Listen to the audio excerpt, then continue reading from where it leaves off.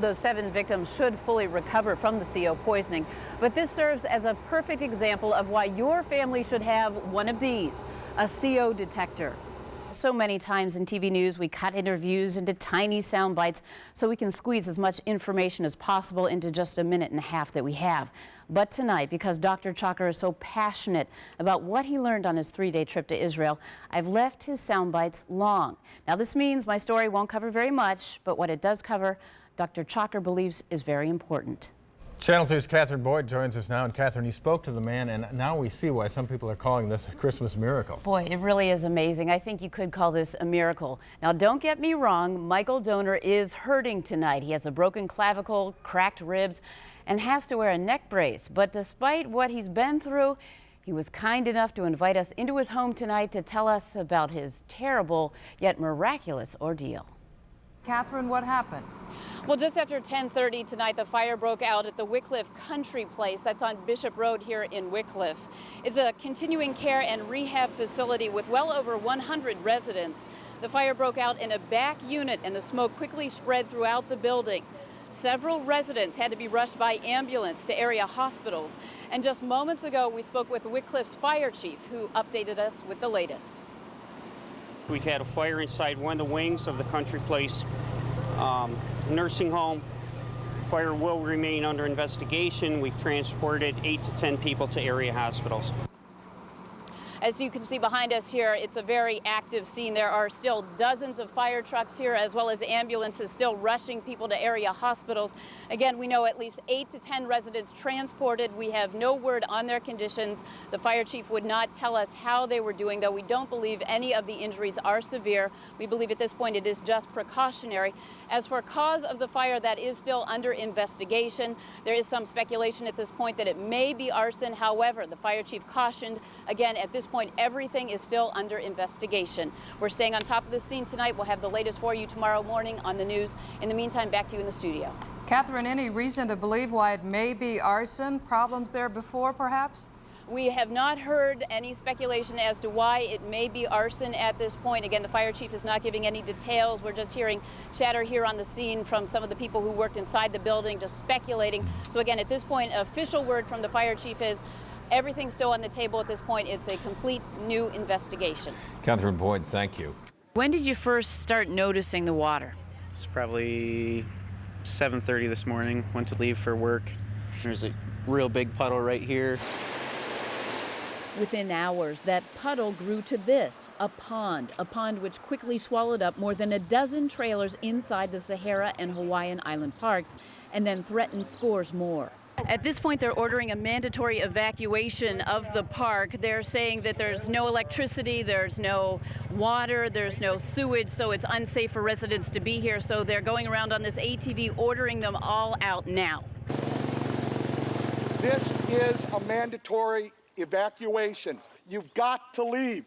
The Red Cross, if you need help, we'll get you up to the front. We have buses to help expedite getting you to the evacuation center. But many of the residents don't want to leave.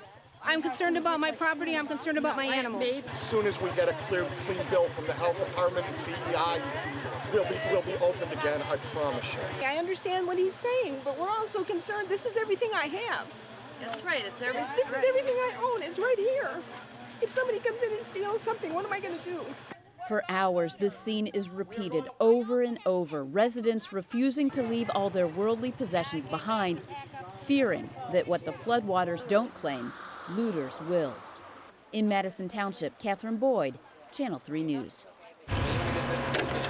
It was just before 1 p.m. when we started boarding the C-130. Our escort, Staff Sergeant A.J. Sakura, made sure we got safely on board just in time to hear the pilot, Captain David Atkinson, wrap up his pre-flight briefing. Let's go out there, get everything done, and unless anybody has anything to add, that's about it. Next thing we knew, we were flying high above Ohio and looking forward to the 2.5-hour flight south to Mississippi. How fast are we going and how high are we? We're going to come up on 20,000 feet right now. We'll be going about 300. It takes only 4 to 5 crew members to man a C-130, but its carrying capacity is amazing. C-130s like this have been flying out of Mansfield every day since Hurricane Katrina hit. they are carrying much needed supplies. For example, today in the cargo hold, we have 15,000 pounds of food, water, and shoes. It was a very smooth, though very loud flight. And when we touched down at Stennis Airfield around 3:30, members of the Ohio National Guard were there to greet us, including our own Eric Mansfield, or Captain Eric Mansfield as he's known here. After we gave Eric a hug and his much sought-after guitar, he explained why these supply flights out of Mansfield are so desperately needed. Well, it's really important for us in the Ohio National Guard because we couldn't survive without them. The things they bring onto us in just a few hours would take days to transport by truck to get down here. While we talked with Eric, troops unloaded the cargo, then reloaded the C-130 with more material for the flight home. And within minutes, the props were spinning again. Even though our flight down here was 2.5 hours, our stay here has been very brief, just about 15 minutes, enough time to unload everything and then get some more supplies back in. Now we're headed back up to Cleveland.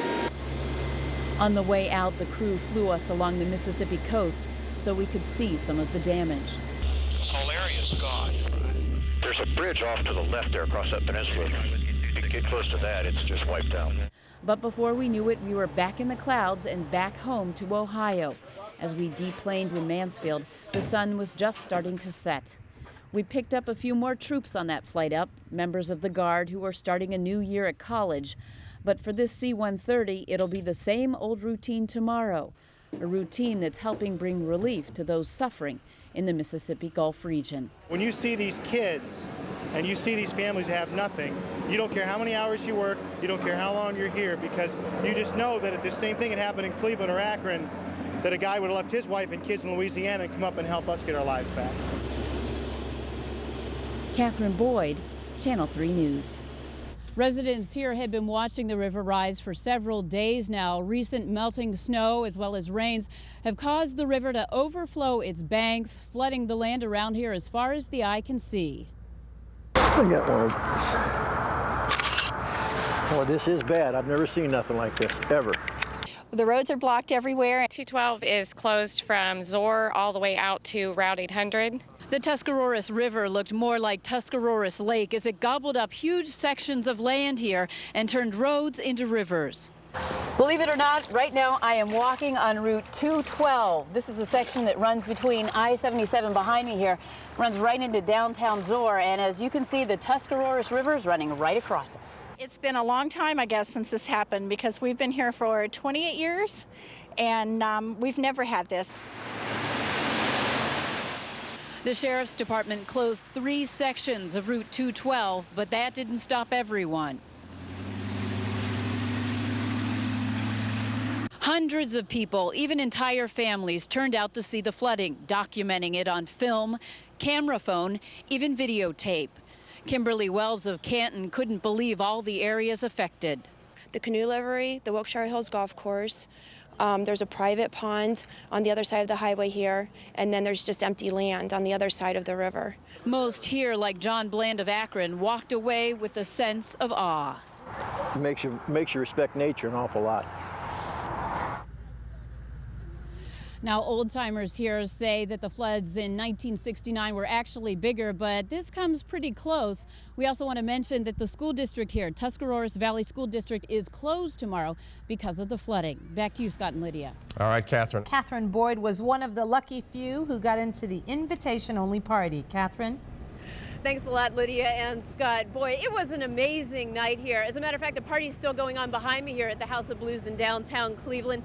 Hundreds of people are packed in there trying to hear the latest blues acts in town and, of course, trying to catch a star or two. This House of Blues Club is for you. It's for everyone here in Cleveland who needs some music! Actors Jim Belushi and Dan Aykroyd kicked off the celebration with a Harley ride to the House of Blues with about 200 other bikers. As he squeezed through the crowd, Aykroyd couldn't say enough about Cleveland. Beautiful city, man. City of bridges. I love it. Once inside, Jim Belushi was all smiles. So welcome to Cleveland. Oh, well, thank you. It's good to be here. How's it feel? It feels good. We were here last year, Danny and I. We played at the Rock and Roll Hall of Fame. He declined to sing us a song, but... I can play a harmonica. Oh, yeah, do that. guests packed into the 55,000 square foot space, which houses a restaurant, several bars, and an 1,100-seat music hall. From Minneapolis, Minnesota, the Lamont Cranston Blues Band. Even though they call this the House of Blues, the music here will not be limited to just blues. There'll be everything from rock and roll to a cappella to even hip-hop. Mayor Jane Campbell views the HOB as a new beginning for this section of Euclid Avenue. I want to invite everybody to come down, see East 4th Street, experience the House of Blues, experience Pickwick and Frolic, and really enjoy the fact that our renaissance of downtown entertainment is on its way. Finally, it was time for the highlight of the evening. The Blues Brothers took to the stage and brought down the house.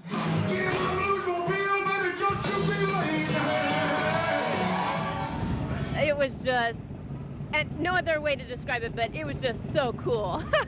Right behind me here, can you hear the Harleys? I want you to take a peek. These are the Harley drivers who drove down tonight. 200 of them arrived with the Blues Brothers, some of them heading out now, but as we said, the party's still going on. Also, if you're wondering where the House of Blues is, it's on Euclid Avenue in the old Woolworths building, which is right down the street from Public Square. Back to you in the studio.